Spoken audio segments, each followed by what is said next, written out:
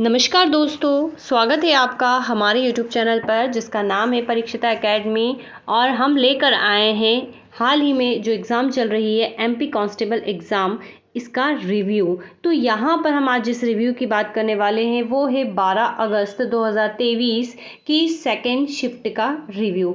Actual में first shift जो है उसमें एग्ज़ाम हुआ ही नहीं है, तो सेकेंड शिफ्ट से ही एग्ज़ाम जो है स्टार्ट हो रहा है और 3 शिफ्टों में इस बार जो है एमपी कांस्टेबल एग्ज़ाम की परीक्षा कंडक्ट करवा रही है। तो ये जो 12:30 बजे से 2:30 बजे तक जो हुआ था एग्ज़ाम, उसका रिव्यू हम यहाँ पर लेकर आए हैं। तो जो क्वेश्चंस हमको मोस्ट प्रोबेबली मिल गए हैं उनकी यहाँ पर हम बात करने वाले हैं। सो गाइज, अगर आप भी इसी एग्ज़ाम की प्रिपरेशन कर रहे हैं तो कहीं ना कहीं पेपर देखने से हमें एक हद तक अंदाज़ा लग जाता है कि क्या क्वेश्चंस पूछे जा रहे हैं। जैसा कि पटवारी परीक्षा हमने में देखा कि कुछ क्वेश्चंस रिपीट भी होते हैं, तो काफ़ी हद तक ये मदद करते हैं। या फिर अगर कोई टॉपिक से क्वेश्चंस पूछा गया है तो उस टॉपिक के लगभग फिर दूसरा क्वेश्चन पूछ लिया जाता है। तो रिव्यू इसलिए काफ़ी इंपॉर्टेंट होता है। तो चलिए आगे बढ़ते हैं बिना टाइम वेस्ट करें और कोशिश करते हैं कि जल्दी से हम आपको सारे क्वेश्चंस बता पाएँ जो हमको मिल पाए हैं। तो आगे बढ़ते हैं। अगर आप चैनल पर नए हैं तो चैनल को प्लीज़ सब्सक्राइब ज़रूर करें। तो चलिए पहले प्रश्न की तरफ हम बात करते हैं। तो संयुक्त अरब अमीरात की पहली महिला अंतरिक्ष यात्री कौन बनी है? तो हाल ही में अप्रैल में ये जो है प्रोग्राम हुआ था, तो इसमें नोरा अली मतरोशी को जो है मोहम्मद अल मुल्ला के साथ शामिल किया गया है। चूँकि महिला है इसलिए काफ़ी इंपॉर्टेंट है और साथ में स्टैटिक जीके का क्वेश्चन भी बन गया है और कई परीक्षा में पूछा जा सकता है। अगले प्रश्न की अगर हम बात करें तो कुछ क्वेश्चंस का पैटर्न हमें एक्चुअल में नहीं मिल पाया बट पूछा गया था, या फिर कुछ लोग स्टूडेंट्स कह रहे हैं कि उसका आंसर जो है वैदिक सभ्यता था। कि सिंधु सभ्यता किससे भिन्न है, किस सभ्यता से भिन्न है? तो इसका आंसर है वैदिक सभ्यता से, क्योंकि सिंधु घाटी सभ्यता एक पूर्ण जो है एक बढ़िया तरीके से नगरीय सभ्यता थी, जबकि वैदिक सभ्यता ग्रामीण सभ्यता थी। लेकिन इसका आंसर वैदिक सभ्यता ही आएगा। ठीक है, क्वेश्चंस का एक्चुअल पैटर्न अभी फिलहाल नहीं मिल पाया। अगर हम बात करें थर्ड क्वेश्चंस की, तो पूछा गया है कि गंगा नदी के बाद भारत की दूसरी सबसे बड़ी नदी कौन सी है, लंबी नदी कौन सी है? तो ये है गोदावरी। ठीक है, ये याद रखना है। अगला क्वेश्चन पूछा गया था कि दलित समुदाय के अधिकारों की लड़ाई किसने लड़ी? तो ये डॉक्टर भीमराव अंबेडकर ने लड़ी। हम सब जानते हैं कि कॉन्स्टिट्यूशन में इनका कितना योगदान है। अगला प्रश्न है कि घग्गर नदी किस राज्य में बहती है? तो घग्गर नदी जो है हिमाचल प्रदेश से इसका ओरिजिन होता है। तो आंसर जो था इसका हिमाचल प्रदेश था। और कहीं ना कहीं ये जो भी है ऑप्शंस पर डिपेंड करता है कि कहाँ से फ्लो कहाँ कहाँ पर कर रही है और कहाँ पर गिर रही है। अगले प्रश्न की बात करें तो पूछा गया है रुक्मणी देवी अरुंडेल किस नृत्य से संबंधित है? ये पटवारी एग्जाम में भी पूछा गया था। तो इसका आंसर है भरतनाट्यम।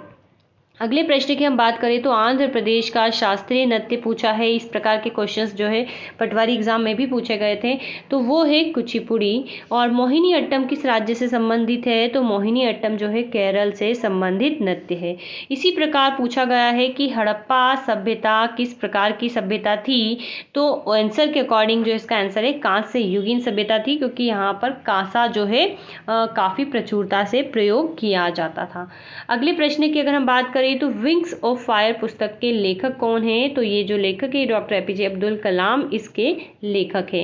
गुप्त काल से संबंधित कोई प्रश्न पूछा गया था, क्या था वो एग्जैक्टली हमें फिलहाल नहीं मिला है। और एसएलआर यहाँ से इकोनॉमिक्स से क्वेश्चन पूछे हैं, तो इसका फुल फॉर्म क्या होता है या क्या होता है इस प्रकार से? तो सांविधिक तरलता अनुपात ये होता है। रिवर्स रेपो रेट पूछा गया था। तो जिस दर पर बैंकों को आरबीआई पैसा रखने पर ब्याज देता है वो रिवर्स रेपो रेट होता है। ठीक है, तो उत्तर भारत में भी नृत्य से संबंधित कोई प्रश्न पूछा गया था।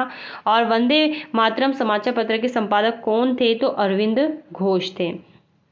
अगले प्रश्न की तरफ अगर हम बढ़े तो प्रशांत महासागर से संबंधित कोई प्रश्न पूछा गया था। और अगला प्रश्न है कि भारत भवन कहाँ स्थित है? तो भारत भवन जो है भोपाल में स्थित है। राष्ट्रीय उद्यान से संबंधित भी कोई प्रश्न था, एग्जैक्ट प्रश्न हमें नहीं मिल पाया है। और सत्रिया कहाँ की शास्त्रीय नृत्य शैली है? तो ये है असम की। इसी प्रकार बांध से संबंधित भी कोई प्रश्न पूछा गया था, तो यहाँ पर एक्यूरेट हमें नहीं मिल पाया है। अब हम बढ़ते हैं साइंस की तरफ। तो पूछा गया था लॉजिकल क्वेश्चन था कि ठंडे पानी को अगर हम फ्रीज में रखते हैं, फ्रीजर में रखते हैं, फ्रीज में नहीं एक्चुअल में फ्रीजर है, फ्रीजर में रखते हैं तो क्या होता है? तो अगर क्वेश्चंस का पैटर्न यही रहा हो तो इसका आंसर है कि वो क्या होगा, बर्फ में बदल जाता है। अगला प्रश्न है कि दूध का पीएच मान क्या होता है। तो दूध का पीएच मान पूछा था 6.5 से 6 होता है और जनरली एसिडिक होता है। कौन सा पादप जो है पादप वर्ग जड़ तनाव पत्ती में विभाजित होता है। तो ये होते हैं जिम्नोस्पर्म, एंजियोस्पर्म और टेरिडोफाइटा। ठीक है। बर्फ का पानी में बदलना किस प्रकार का परिवर्तन है। तो ये है भौतिक परिवर्तन, क्योंकि हमें पता है 2 प्रकार के परिवर्तन काफी पूछे जाते हैं, भौतिक और रासायनिक। तो भौतिक परिवर्तन में केवल भौतिक अवस्था बदलती है, जैसे सॉलिड, लिक्विड और गैस वाली। और रासायनिक परिवर्तन में कंपोजिशन बदल जाता है, फॉर्मूला चेंज हो जाता है। आप इस प्रकार से इसको याद रख सकते हैं। आगे हम बढ़ते हैं। तो पानी का पीएच मान पूछा है। तो जो न्यूट्रल वाटर होता है, जो हम उदासीन जल होता है, उसका पीएच मान 7 होता है, यानी कि वो न्यूट्रल होता है। नेक्स्ट क्वेश्चन है कि जल के साथ कौन सा तत्व सबसे ज़्यादा अभिक्रिया करता है। तो ये क्वेश्चंस भी आई थिंक ऑप्शंस पे काफ़ी हद तक डिपेंड करता है, लेकिन कुछ बोल रहे थे कि इसका आंसर जो है सोडियम था। हम ये क्वेश्चन हम यही कहेंगे कि काफ़ी हद तक जो है ऑप्शंस पर निर्भर करते हैं। तो ऑप्शंस या फिर हो सकता है कि यहाँ पर जल की जगह ऑक्सीजन हो, तो अगर ऑक्सीजन होगा तो डेफिनेटली सोडियम होगा। चलिए अगला प्रश्न है कि प्रिंसिपिया नामक पुस्तक के लेखक कौन हैं। तो ये जो पुस्तक है किसने लिखी है। ये पुस्तक जो है न्यूटन ने लिखी है। दूषित जल पीने से क्या होता है। तो आई थिंक ये भी ऑप्शन से आप बहुत हद तक जो है इसको सॉल्व कर सकते हैं। बीमारियां होती है, पीलिया होता है, इस प्रकार से ये ऑप्शन बेस्ड आंसर है। नेक्स्ट पूछा गया था कि जड़त्व का नियम किसने दिया था। तो जड़त्व का नियम या न्यूटन का जो नियम है गति के, वो न्यूटन ने दिए थे।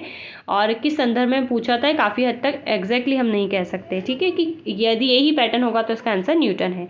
अगला पूछा है कि श्वेत कांति का संबंध किससे है। तो हमें पता है जो दूध उत्पादन है, मिल्क प्रोडक्शन से जो है इसका संबंध है। जब दूर की वस्तु स्पष्ट ना दिखाई दे तो इसे कौन सा दृष्टि रोग कहते हैं। तो इसे निकट दृष्टि दोष कहते हैं, या इसको कहते हैं मायोपिया। और मायोपिया को ठीक करने में किस लेंस का यूज करते हैं। तो अवतल लेंस यानी कि कॉन्केव लेंस का इस्तेमाल किया जाता है। धातु का आविष्कार कब हुआ था। तो 8000 BC में जो है धातु का आविष्कार हुआ था। यहाँ पर केवल इतना ही पूछा है। और सब्जी किस कारण सड़ती है। तो ये भी ऑप्शन बेस्ड आंसर है। तो जनरली फफूंद या बैक्टीरिया वगैरह से सड़ती है।